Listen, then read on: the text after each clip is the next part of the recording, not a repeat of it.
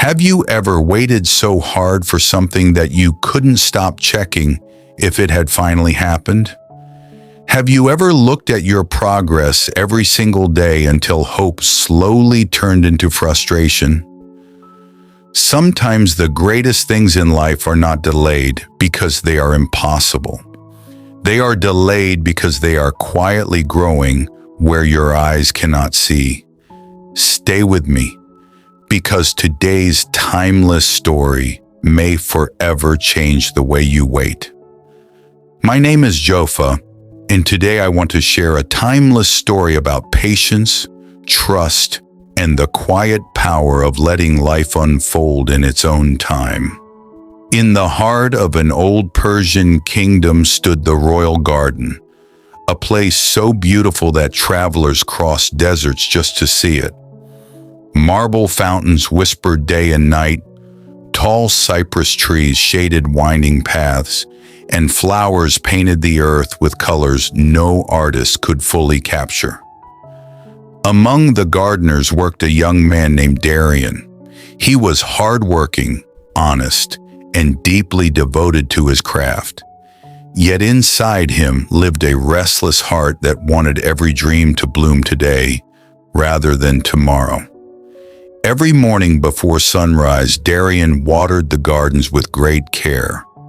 Every evening he walked among the flowers, hoping to discover something new. Although many plants flourished under his hands, he believed one achievement was still missing from his life. One spring morning, the king summoned every gardener to the palace courtyard. In his hands rested a tiny wooden box carved with ancient Persian patterns. Inside lay a single seed. The king held it carefully as though it carried a secret older than the kingdom itself. "This," the king said softly, "is the seed of the moon blossom. No one alive has ever seen its flower.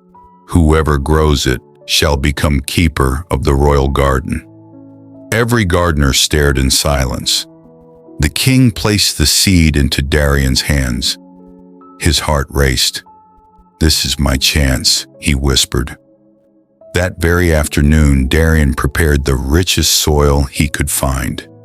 He planted the precious seed beneath the warm earth, watered it gently, and covered it with fresh soil as carefully as a father tucks in a sleeping child. The next morning he hurried back. Nothing. He smiled to himself. It has only been one day. But curiosity quietly entered his heart. He knelt down and carefully brushed away the soil. Maybe it has already started. The seed looked exactly the same. He buried it again. The following day he repeated the same thing. Then the next. Then the next.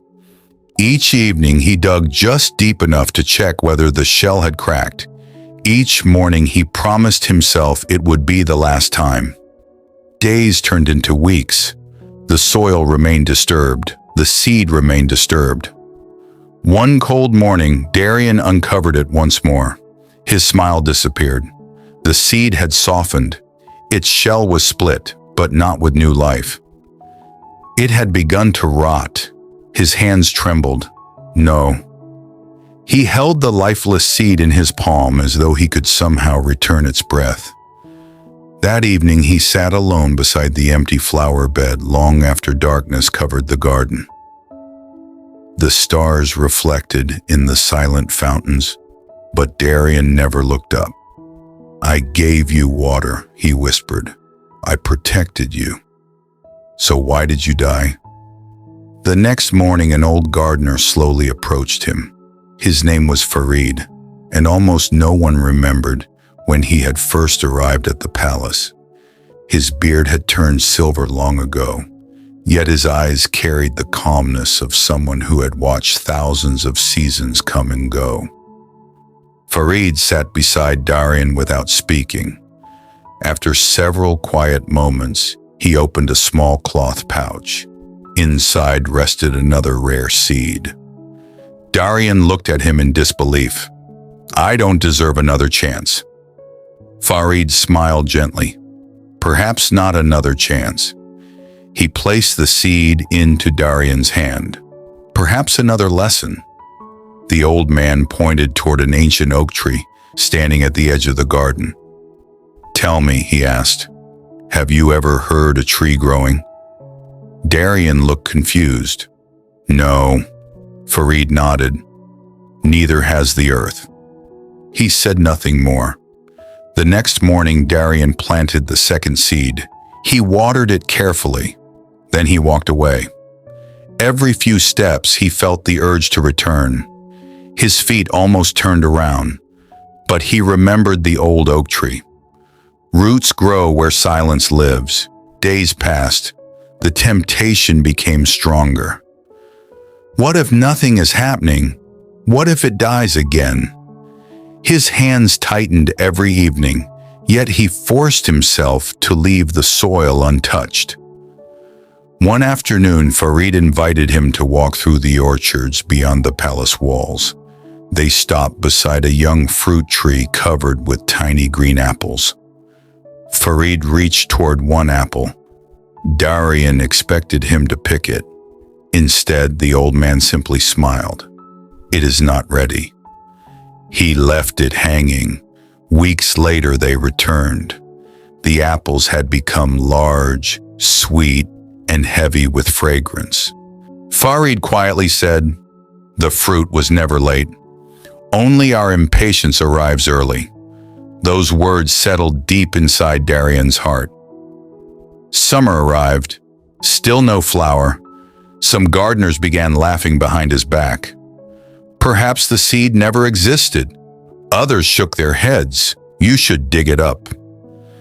Darian only smiled politely. Then he continued watering the same quiet patch of earth. One evening, Farid led him to a still pond hidden among tall reeds. The water reflected the moon so clearly, it looked like another sky. Farid picked up a small stone and tossed it into the center. Ripples spread everywhere. The moon disappeared. "When the water keeps moving," Farid said softly, "it cannot reflect what has always been there." They waited. Slowly the pond became still again. The moon returned without anyone calling it back. Darian understood without another word being spoken. Autumn covered the gardens with gold. Leaves drifted through the air like silent prayers. Still nothing grew. Then terrible news reached the kingdom. A powerful drought had begun.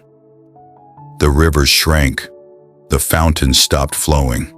Water became precious. The king ordered every gardener to save only the strongest plants. Several workers suggested abandoning the empty flower bed. "There has never been a sprout. It is wasting water." Even Darian stood quietly before the dry soil. For the first time, doubt returned. Maybe they were right. Maybe there was nothing beneath the ground. That evening, Farid handed him one small bucket. "No advice today," the old man said. "The choice belongs only to you." Farid walked away. All night, Darian sat beside the flower bed. The stars slowly crossed the sky. He remembered the silent oak. He remembered the patient fruit. He remembered the still pond. Before sunrise, he stood up. He carried the bucket. Instead of pouring water onto the bright flowers everyone admired, he poured every drop onto the quiet patch where nothing could be seen. The other gardeners watched in disbelief. Days passed. The drought slowly ended. Rain finally returned. One cool spring morning, many months after the second seed had been planted, Darian entered the garden before sunrise. Something stopped him. The earth had opened. A tiny green shoot reached toward the morning light. He knelt beside it, but this time he never touched the soil. He simply smiled. Every day the little plant grew stronger. Its stems stretched upward with quiet confidence. Its leaves unfolded like gentle hands greeting the sun. Then one peaceful dawn, the impossible happened.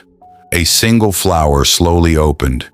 Its petals shimmered with shades of silver, soft blue, and pale violet. Morning dew rested upon them like tiny stars. As sunlight touched the blossom, the entire garden seemed to glow. Its fragrance drifted through the palace. People stopped speaking. Birds gathered in the trees above. Even the king stood silently before the flower. He turned toward Farid. What made this one live? Farid looked at Darian before answering. The first seed received water. The second received trust. Years later, visitors continued traveling across kingdoms to see the legendary moon blossom. Many admired its beauty. Few understood what had truly made it bloom.